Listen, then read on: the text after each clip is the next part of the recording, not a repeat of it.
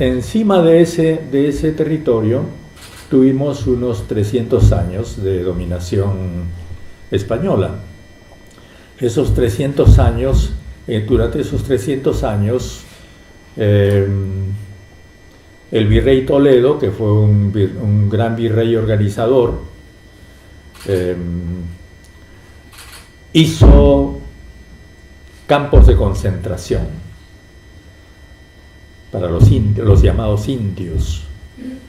Esos campos de concentración en que a los antiguos ayllus, que eran muy extendidos, los encerraron sin tener en cuenta sus distintos orígenes,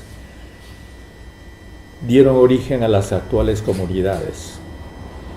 Y cuando los peruanos y las peruanas hablamos orgullosamente de nuestras comunidades indígenas como si fueran originarias, no sabemos que en realidad debajo del origen de esas comunidades están los campos de concentración formados por los españoles.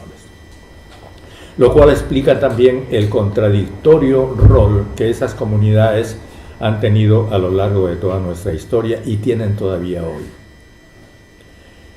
Entonces, en esos 300 años tuvimos dos repúblicas superpuestas, como decían los españoles del siglo XVI.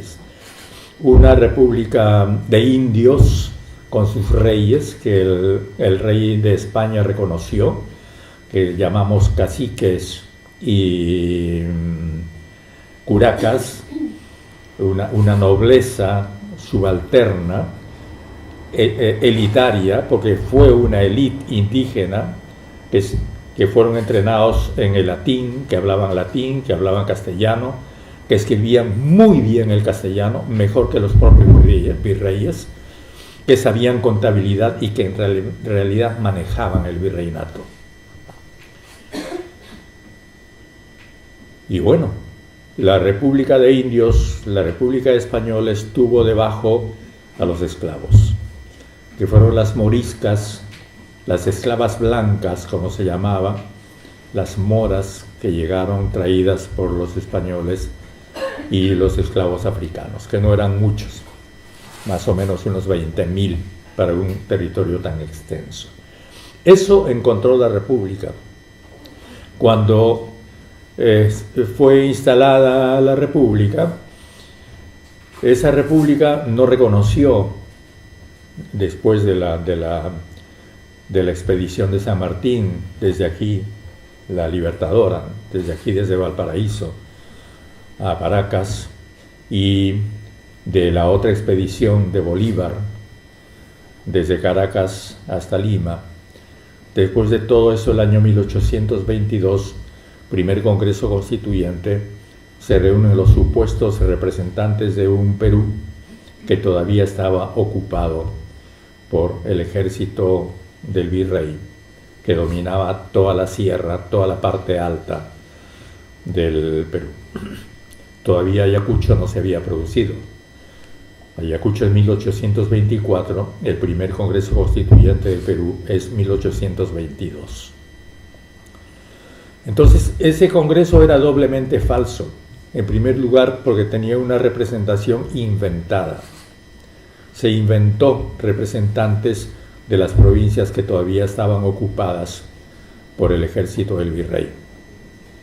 Y además, no se tomó en cuenta, obviamente, a los esclavos, nadie que no estuviera fuera de sus cabales podía pensar que un esclavo que había sido capaz de luchar por la independencia, porque el ejército de los Andes estaba formado en su mayor parte por soldados negros, llevados de aquí, de Chile, y desde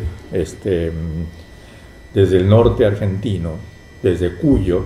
San Martín, recordemos que era gobernador de Cuyo, y recluta esclavos para su ejército. Ese ejército de esclavos que había luchado por la independencia del Perú no es reconocido, por supuesto, políticamente, es reconocido solamente para pelear, pero no para gobernar. Y tampoco la élite indígena. A pesar de que gran parte de la élite indígena se pronuncia por la independencia. Y los primeros curacas en el norte, cuando Torre Tagle forma, antes de la llegada de San Martín, la primera junta de gobierno que declara la independencia, tocan la puerta de esa reunión y piden intervenir, y piden ellos también ser parte de la junta, y no son aceptados. Entonces, ese primer Congreso Constituyente de 1822 resulta formado por curas, abogados y militares, no por pueblo. Y como les decía yo en otras conferencias anteriores, discúlpenme mis amigos que están escuchando algo que ya dije, pero que creo que es importante repetir. Nosotros tuvimos una república que hablaba castellano, que solamente hablaba castellano, en un país que en su inmensa mayoría no lo entendía, que solamente hablaba quechua, aymara o las lenguas nativas. Y tuvimos un congreso de escribientes, ¿no?, en un país de analfabetos. Y por supuesto un congreso formado por gente que todavía dudaba de si era bueno ser independiente.